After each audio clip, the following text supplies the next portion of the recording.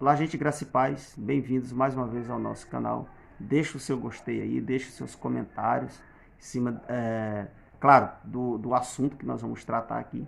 Que talvez vocês venham gostar, até porque é um assunto que é debatido pra caramba aí nas internet da vida. E eu queria que você deixasse o seu comentário também sobre esse assunto aí. E para isso eu vou trazer aqui as notas de uma Bíblia que eu gostei muito dela, comprei ela e não me arrependi, né? Que é a Bíblia de Estudo Thomas Nelson, muito boa. Então a gente vai ver aqui o que ela vai tratar de um assunto aqui muito interessante que é sobre o nascimento de Jesus em Mateus capítulo 1. Vamos ver o que é que ela vai trazer ali. E, como eu falei, é claro, eu quero que você deixe aí o seu like, é claro, muito importante aí, claro, para que o nosso vídeo, o nosso canal venha a ser recomendado mais vezes e assim a gente venha atingir um público aí maior, né? Então eu preciso da tua ajuda aí, meu irmão. Então deixa o seu like aí, se inscreva aí, em nome de Jesus, tá? Mas vamos ver aí o assunto e vamos ver o que é que esse material vai tratar desse assunto. Então, gente, nós vamos fazer aqui uma leitura rápida aqui desse comentário desta Bíblia que eu achei bem bacana, que vai tratar do nascimento de Jesus Cristo. O livro de Mateus, né, capítulo 1, versículo 18. Foi assim o nascimento de Jesus Cristo. Maria, sua mãe, estava prometida em casamento a José, mas antes que se unisse, achou-se grávida pelo Espírito Santo. Por José, seu marido, por ser José, seu marido, um homem justo e não querendo expô-la à desonra pública, pretendia anular o casamento secretamente, mas depois de ter pensado nisso, apareceu-lhe um anjo do Senhor em sonho e disse: José, filho de Davi, não tema receber Maria, sua esposa, pois o que foi nela gerado procede do Espírito Santo. Ela dará à luz um filho e você deverá dar-lhe o nome de Jesus, porque ele salvará o seu povo dos seus pecados.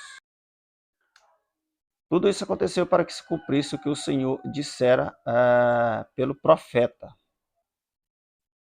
A virgem ficará grávida e dará à luz um filho, e o chamarão Emanuel, que significa Deus conosco.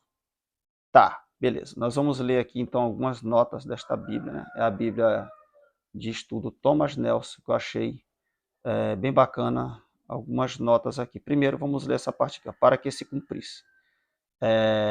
Aí ele vai falar aqui 12 vezes, né? Vai estar essa frase aqui neste livro, né? Mateus declara que o Antigo Testamento está se cumprindo nos acontecimentos da vida de Jesus. Cristo cumpre algumas das profecias de maneira única, enquanto outras são tipológicas, nas quais ele é o cumprimento final de algum tipo do Antigo Testamento. Confere, ele diz, para olhar aqui o comentário no capítulo 2,15.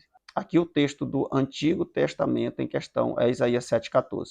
O contexto imediato da passagem sugere um cumprimento parcial nos dias de Isaías, antes que o menino saiba rejeitar o erro e escolher o que é certo. A terra dos dois reis que você teme ficará deserta. Isaías 7,16. Os dois reis são Rezim e Peca, né? Então isso vai estar ali no contexto de Isaías. É o que eu sempre digo. Muitas profecias messiânicas, elas estão ali em volta de um texto, de um contexto que foi cumprido há muito tempo atrás. Porém, dentro dessas profecias ali antigas, você vai ter sim algumas nuances de uma profecia que tem um alcance muito maior, ou seja, ao próprio Messias, como é o caso aqui. Até porque o que foi dito dessa criança, lá você vai ver que alguns títulos aqui não faz nenhum sentido, né? Ser, no caso, dado ao filho de Isaías. Mas vamos lá. Ele vai falar aqui sobre o termo virgem. A palavra hebraica correspondente também pode significar qualquer moça em idade nupcial, porém, o contexto maior, vamos aqui para a outra página, o contexto maior de Isaías promete um filho que será chamado Maravilhoso Conselheiro, Deus Poderoso, Pai Eterno, Príncipe da Paz, e que haverá paz sem fim sobre o seu reino. Aqui está a referência. Isso nunca foi verdade acerca de nenhum rei israelita antigo. Então, olha só o que eu falei. Então, existem palavras que elas têm realmente um alcance maior. A palavra grega que Mateus usa para virgem, paternos, se refere de modo mais consistente a uma mulher que nunca teve relações sexuais. A Septuaginta, que foi uma tradução grega, né, pré-cristã, tal, antiga, né, do Antigo Testamento, já havia escolhido paternos na tradução do texto hebraico, ou seja, dessa mesma profecia. Né? Ao que tudo indica, ao menos alguns círculos judeus, olha aí, ó, pré-cristãos, pensavam que a passagem tinha duplo cumprimento profético. Olha aí. Então, essa profecia dessa criança ali em Isaías, alguns círculos judaicos, ou seja, alguns estudiosos, eles tinham esse pensamento, já que talvez essa palavra, essa profecia pudesse se referir, é claro, até mesmo ao Messias. Interessante isso. Então, aqui o termo Emanuel quer dizer Deus conosco. É uma expressão que também aponta para além de uma criança comum nos dias de Isaías. Então, aí ele manda olhar o comentário do verso 22 que a gente já leu. Então, você percebe aqui, é uma boa explicação, né, para esta passagem. Por quê? Porque eu falo isso? Porque essa passagem ela traz uma certa polêmica, muitas pessoas dizem que né, tipo assim, Maria não era virgem, ela era uma moça, uma jovem, tal, não sei o quê, porque o termo hebraico lá significa isso, pá. Mas você vai ver que a Septuaginta, que foi uma tradução antes de Cristo ali, ela já vai traduzir o termo ali hebraico para paternos, né, que é uma virgem mesmo, uma virgem, ou seja, uma jovem com idade de casamento, porém ainda sem ter relações sexuais. E Mateus ele vai citar exatamente a Septuaginta aqui no caso, né? O que é o que ele faz muito aqui, inclusive, no seu evangelho. Então, muito interessante aqui esta passagem.